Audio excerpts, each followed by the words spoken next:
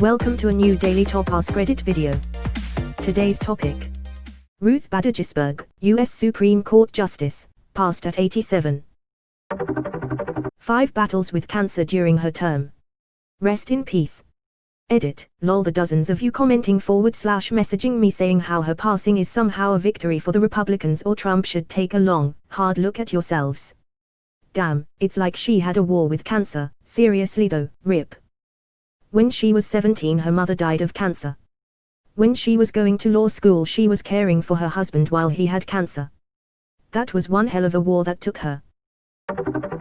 Fuck. Yup. 6-3 for a generation. But at least we stuck it to the Democratic elites. Independents, non-voters, etc. Edit, disabling reply notifications because the rage tears of enlightened centrists stop being funny after 20 minutes or so. I hope you all find some peace. At least Gorsuch and Roberts aren't terribly partisan, so there's a chance we'll have some votes go okay. 2020. Edit, since people are asking. Yes, I am a devout Trump supporter. But that doesn't mean I don't think 2020 sucks. In fact, I think Trump has been the best thing about 2020 and I hope for his re-election. Definitely blame the year, not the people who have worked to wear down our system of government to the point where an old woman dying is the most consequential thing to happen politically in 4 years. No, fuck 2021 if we don't get Trump out of office. I'm not American. What does this mean for you guys? Justices on the Supreme Court are appointed for life. When a vacancy opens, the sitting president nominates a candidate, and that nomination is confirmed by the Senate. Until RBG's passing, there were 5 conservatives and 4 liberals comprising the 9 seats of the Supreme Court. Already there was some drama in this balance, as the Republican-controlled Senate in 2016 refused to confirm any appointment made at the end of Obama's second term, not on the merits of the individual nomination, but on the premise that his term was almost over and it was more appropriate to hand the nomination to Donald Trump, who nominated moderate conservative Neil Gorsuch, and later Brett Kavanaugh. Now it's looking like Trump will get to choose a 3rd candidate before his term ends and swing the court even farther rightwards, despite the similarity in timeline to the previous kerfuffle with Obama's nomination of moderate liberal Merrick Garland. This has big political ramifications for the balance of power in the coming decades, as, again, justices are appointed for life, and the Supreme Court's decisions set the precedent for all the lower courts throughout the Union. For example, a 6-3 Republican majority and the loss of the fairly ardent liberal Ruth Bader Ginsburg could mean the overturning of the landmark Roe v. Wade Supreme Court decision that ruled that state and federal laws outlawing abortion were constitutional. By no means is this decision guaranteed by the changing balance. There was, for instance, a conservative Supreme Court during George W. Bush's tenure that never attempted to overturn Roe, but it is a flashpoint in American politics and an issue that looms large in the left-leaning segment of the American populace as Ginsburg's seat is decided. /u/Master Mid gives a lot more background on judicial powers and some more nuance to judicial philosophy, and the ways it goes beyond simply liberal vs conservative, in his answer here. I would just add that in 2016 the time remaining until the election was /10 months, and this is /1 to 2 months, so similarity in timeline is generous to Mitch McConnell.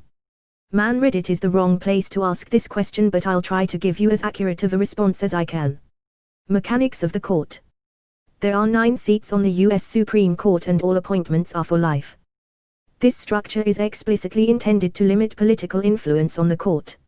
Now that RBG has passed, a new justice will be appointed. President Trump has already released a shortlist of justices he'll consider for the position. Betting markets favor Amy Coney Barrett to be the likely successor. The role of the U.S. Supreme Court is first and foremost to ensure federal law is enforced consistently across all U.S. states. They also mediate disputes between the 3 branches and levels government, for example, if the legislative and the executive branches disagree about an issue or if the states and the federal government disagree. This includes cases where federal law and state law disagree or seemingly disagree. Finally, they are the final court of appeal for contentious issues where federal law may be unclear. Judicial philosophies. Different justices have different judicial philosophies on how they interpret the law. Some justices believe in following the literal word of the law with a strict or narrow interpretation. Essentially, they read the law and any supporting documentation, try to figure out what it says, and then listen to the issue at hand and try to apply the law, as they understand it, to the matter at hand. Other justices believe in following the spirit of the law, not the actual words. They read the law as well but try to get a sense of what the law is trying to accomplish, even if that's different from what it literally says. They hear the case at hand and also try to apply the law as they understand it but through the lens of the law's intent and not the law's wording. Judges can also vary on what they see the role of the court being. Some judges believe that the court is simply there to interpret the law, they can't make policies, that's the role of the legislature. This is a policy known as judicial restraint. Other judges believe that the court should strike down bad laws. The ones who strike down what they see as bad laws typically reason that citizens have implied rights that are not explicitly stated, such as a right to privacy, not explicitly guaranteed by the Constitution but arguably in line with the founders' intent. This is a policy known as judicial activism. A third axis is originalism vs living law. Those who believe in living law think that language and concepts in law should evolve as society evolves. Thus, terms such as cruel and unusual punishment, due process, or reasonable search and seizure should not be interpreted based on how the individuals who wrote them or first applied them believed, as originalism states, but instead as how a member of modern society would interpret them. Supreme Court justices fall at different places on these three spectrums, and looking at judges as either liberal/conservative or democratic/Republican misses the point. You want to look at their beliefs in three-dimensional space. The philosophy of the departed justice. RBG believed in a loose interpretation of the law, following its spirit, not its words. She believed in living law, interpreting law through the lens of modern society and not as the people who wrote the law intended it. Finally, she was an activist judge who believed the court should strike down laws they felt were immoral or incorrect. What will change? Because RBG was so far to the side on all the spectrums, it's likely any replacement will move to the center in regards to judicial philosophy. The biggest change will likely be that any judge appointed by the president will likely follow a strict view of the law, ruling in favor of how that law is literally written, not with the spirit of the law. The biggest impact for Americans will likely be how the court views an individual's right to privacy. As noted above, there is no explicit guarantee of privacy in the U.S. Constitution, so someone with a strict view of that document will rule that, for instance, the government monitoring a citizen's internet traffic is legal unless Congress passes a law saying otherwise. What will not change? Pretty much everything you're seeing in the Reddit comments. Roe v. Wade, abortion, will not be overturned. It's a matter of settled law and no one on the court wants to change that. Obergefell v. Hodges, gay marriage, will not be overturned. Also a matter of settled law that no one on the court wants to touch. The biggest problem that informed people on the left will have, whether they say it directly or not, is the fact that things won't change. They want the court to rule that gun ownership should be restricted. They want to expand the regulatory power of the federal government. They want to use the court to push through new policies, etc. With the new justice, this type of judicial activism will likely not be possible. Your answer is much more comprehensive than the one I gave, and I think it's only further down because it must have taken longer to compose. I hope it can get some more attention because there's a lot of good info here. Republicans fought tooth and nail to prevent a Supreme Court justice being appointed in an election year 4 years ago. Time to see hypocrisy of the highest order from MC Seal. And not a single conservative will care. No matter how far the courts are stacked. He already said, last year I believe, that if a vacancy popped up in 2020 he would fill it. He confirmed just now he'll bring it to a vote. Hi, conservative here. Fuck McConnell if he tries to fill the seat. Not only is it blatant hypocrisy, there's a reason why tradition says you don't appoint a new justice this close to an election. Edit. Replies to common replies. Yes, I'm a conservative. We do exist on Reddit. No, I don't usually vote Republican in the post-Trump era.